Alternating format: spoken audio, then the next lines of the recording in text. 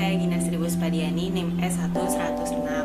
Di sini saya akan memperuntukkan video ini untuk memenuhi tugas praktikum pemanenan hutan. Jadi pada kesempatan kali ini saya memiliki gergaji manual. Nah, gergaji manual ini memiliki dua bagian, di mana ada bagian tangkai dan ada pula bagian keping. Gergaji manual ini memiliki bentuk gigi. Nah, ada bentuk gigi M dan ada pula bentuk gigi segitiga.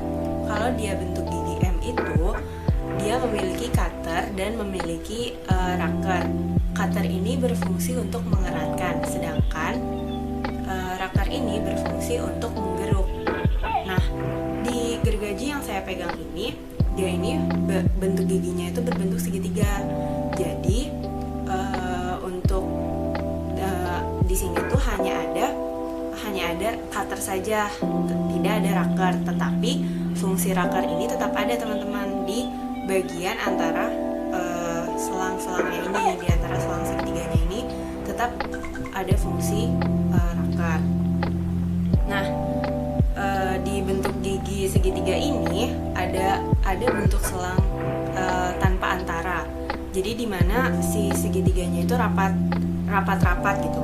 Nah, ada pula bentuk selang datar. Jadi ada yang rapat, terus datar, terus rapat lagi. Jadi selang-seling gitu. Dan ada pula bentuknya datar.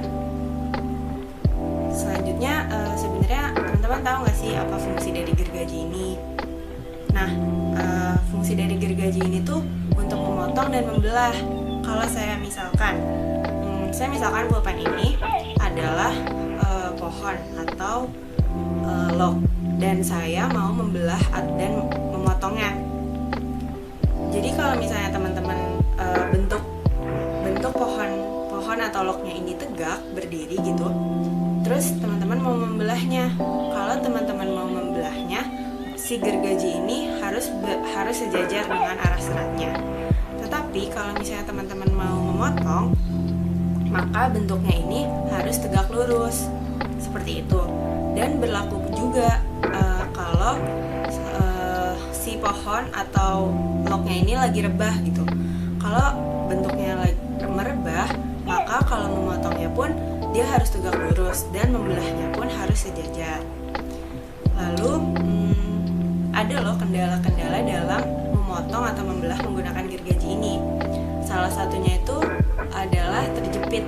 Jadi apa sih terjepit itu? Jadi ketika si log yang dipotong itu dia tidak halus, hasilnya tidak halus, atau gergaji ini tuh tidak bisa memotong log tersebut atau pohon tersebut.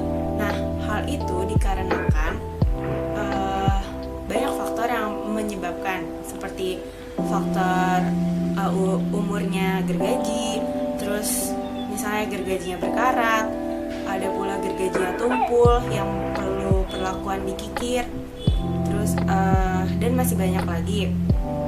Nah, tadi kan salah satunya itu karena tumpul. Kalau misalnya tumpul itu harus dikikir. Nah, kita bisa mengikirnya memakai pengikir atau memakai pengikir, di mana dikikir di bagian yang tumpulnya. Jadi misalnya seperti ini ya. Jadi ini misalnya yang ini bagian ini yang tumpul. Jadi kita bisa mengikir di bagian ini juga, atau dengan menggunakan giwar.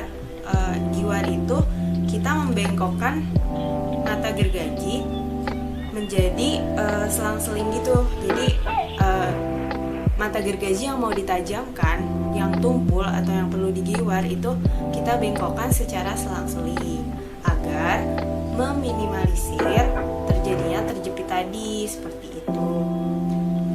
Selain mengikir, tentunya kita harus merawat gergaji ini biar dia bisa awet, biar dia terpakainya lama. Jadi ketika memotong sesuatu yang harus dipotong kayak log dan pohon itu ya lancar-lancar aja. Seperti itu, teman-teman. Mungkin sekian video yang bisa saya sampaikan. Semoga kurang lebihnya mohon maaf.